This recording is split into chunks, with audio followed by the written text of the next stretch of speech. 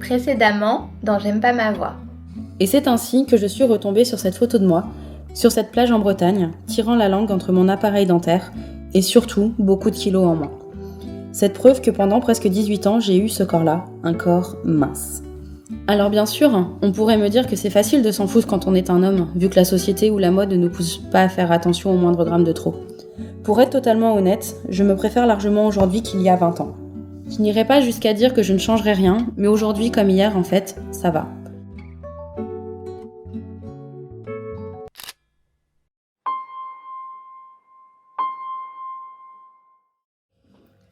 Si je regarde autant de films et de séries, c'est en partie parce que je suis souvent à la recherche de ces moments, un peu hors du temps, pendant lesquels je vois enfin en images ce que je n'arrivais pas, jusque-là, à expliquer de façon simple et concise avec des mots. Ces petites citations visuelles que je sortirai forcément une fois de temps en temps de mes archives émotionnelles pour dire à n'importe qui, pendant une conversation enflammée, que comprendre cette scène, c'est un peu me comprendre moi aussi. Par exemple, dans l'épisode 13 de la saison 8 d'How I Met Your Mother, lorsque Ted, le personnage principal, explique que la douleur ressentie à la lecture d'un texto particulier où il est question de son ex, c'est pour lui comme ressentir 1 million de fois toutes les autres douleurs physiques que le personnage a subies depuis le début de la série, et qu'on voit ainsi un montage accéléré de ces dernières à l'écran. Moi, à ce moment-là, j'ai juste fait pause. Et j'ai repensé à toutes ces fois où je me suis sentie comme vide à l'annonce d'une nouvelle étape dans sa vie à elle,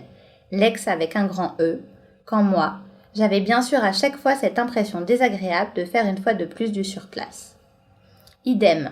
il y a eu ce jour où j'ai vu le premier épisode de la saison 2 de Better Call Saul, dans lequel Jim, cet anti-héros désormais connu pour sa désarmante faculté à vite s'autodétruire émotionnellement,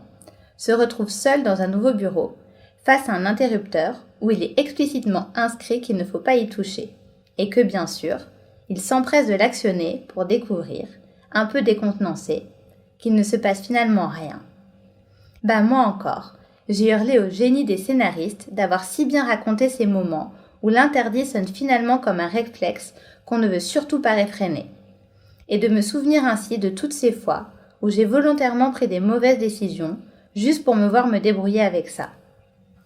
Mais enfin, et je vous jure que je ne raconte pas tout ça pour rien, il y a eu cette période où j'ai appris à connaître le personnage de Brenda Chenoweth dans la très culte série 6 Feet Under. Car de cette femme qui a l'intelligence de se savoir totalement dysfonctionnelle, je me souviens avoir aperçu et retenu, pendant la seconde saison, ce petit moment d'agacement qu'on devine chez elle, quand d'autres comprennent qu'elle est en fait l'héroïne d'un best-seller sorti quelques années auparavant, écrit par son psychiatre complètement subjugué par les troubles qu'elle semblait avoir développés. Cet agacement donc, comme la partie visible d'une lassitude profondément ancrée à force de répétitions quasi cycliques, d'en être arrivée une fois de plus à ce triste moment où ça y est, elle le sait, elle ne sera désormais plus elle, aux yeux de la personne d'en face, mais de nouveau, la fille de ce bouquin qu'on adore lire et relire et qu'on connaît finalement depuis tant d'années. Bref, tout ça pour dire que cet agacement, je l'ai ressenti un nombre incalculable de fois, pour diverses raisons, et surtout très récemment à cause de ce podcast. Ou plutôt, à cause de cette façon de croire qu'à lui seul, ce podcast devrait me définir complètement. Qu'après l'écoute d'une petite anecdote, d'un souvenir d'enfance ou d'une confession, on puisse se dire que ça y est, il n'y a plus rien à découvrir, que tout est dit, qu'on me connaît totalement. Alors qu'évidemment, non. Parce que si depuis plus d'une dizaine d'années, j'ai fait le choix de poster publiquement certains de mes moments de vie, que ce soit sur mon blog, Facebook, Instagram, Twitter, ou en l'occurrence dans ce podcast, ce n'est absolument pas pour qu'on puisse imaginer que je ne suis qu'uniquement le reflet de l'une de ces sources d'information ou même de l'ensemble. Dans le même genre, dire au début de cette nouvelle histoire que j'ai souffert à cause d'une annonce concernant une ex, à un instant T de ma vie, ne veut absolument pas dire que je pense encore à elle tous les jours. Ensuite, avouez que si parfois j'ai volontairement fait de mauvais choix par le passé, cela ne veut pas dire non plus que j'en ai majoritairement pas pris des bons, ni que je continue à faire n'importe quoi en ce moment. Et je ne parle pas là de toutes ces fois où j'ai pu dire une chose un jour, puis peut-être son contraire le lendemain.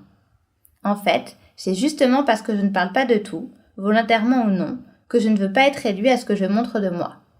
En fait, tout ça, que ce soit public ou non, ce n'est qu'un contour, une vague idée de ce que je peux être ou non. Et c'est d'ailleurs aussi pour ça que dans ce podcast, chaque épisode est finalement lu par une voix différente. Chacune d'entre elles n'est qu'un aspect de mon histoire, pas son intégralité.